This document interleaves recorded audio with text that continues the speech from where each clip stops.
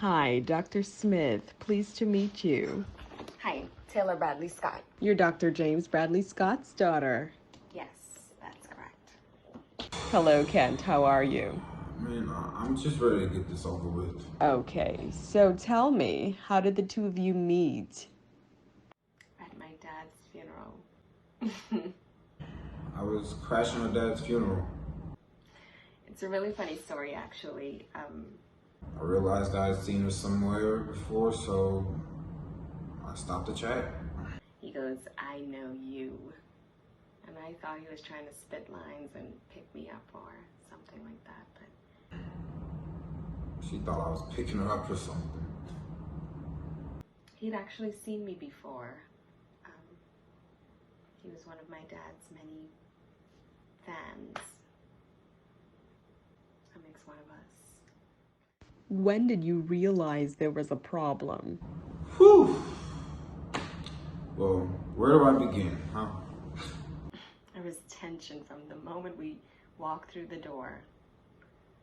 I mean, it was exciting at first. They own this really big, beautiful home, their summer home. I never had a family like that. I take Taylor to our summer house to meet my parents for the first time. I was just trying my best to fit in. I was so nervous, and I felt inclined to help the housekeeper, Cheryl. Well, actually, she's the daughter of the housekeeper, but anyway. I just didn't want her to think that I was treating her like the help, you know? I never had a fancy housekeeper before, so... She was uncomfortable the entire time, trying to fit in. She was so nervous. It was weird that his mom wasn't there, and everyone kind of knew that something was up. There was this big elephant in the room, and his dad just kept saying that she had meetings, or, you know, she's coming a little later on. My mom never shows up. I think one of our major problems began when I finally met Kent's brother Flip and realized that I already knew him because we had a one-night stand a few years ago. Actually, he never called me back, so, I mean, it's whatever. Then Kimberly, whatever her name is, Flip's girlfriend, Flip's white girlfriend, can you imagine? House full of blacks, and she walks up in there with her white privilege and tells me that I'm overreacting. And I'm telling a story about experiencing racism. I nearly dragged her in that living room, and of course it was a bad look. It made Kent look bad in front of his dad. She gets into an argument with my brother's girl. I have to deal with my dad, who I don't particularly get along with, because he just doesn't respect me, doesn't respect anything I want to do with my life. I may have also been a bit jealous. I mean, why didn't Flip ever call me back? Now he brings this white girl up in there, and it tells me what his preference is.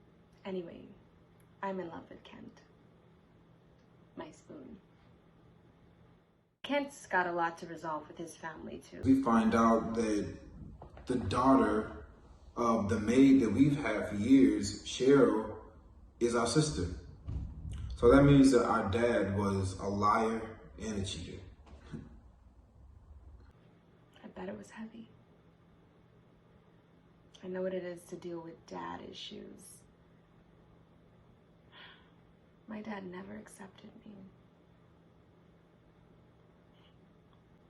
I was listed in his funeral booklet as one child from a previous marriage. Can you believe that, Dr. Smith?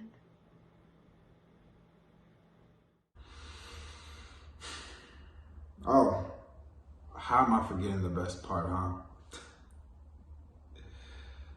I find out that Taylor and my brother used to sleep together.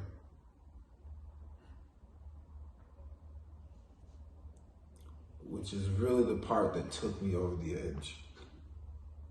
I think I made things worse because, of course, it's Spoon's not stupid, and he figured out that Flip and I had been together.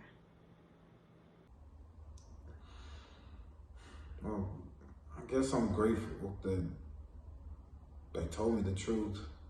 You know, they could have just kept it a secret, but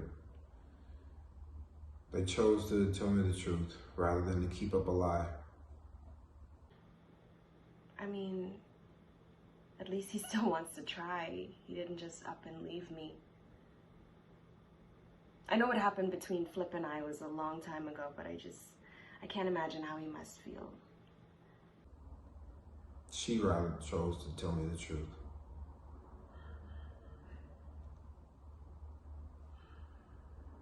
I don't want Flip, though. I just want Kent. And that's why I'm here.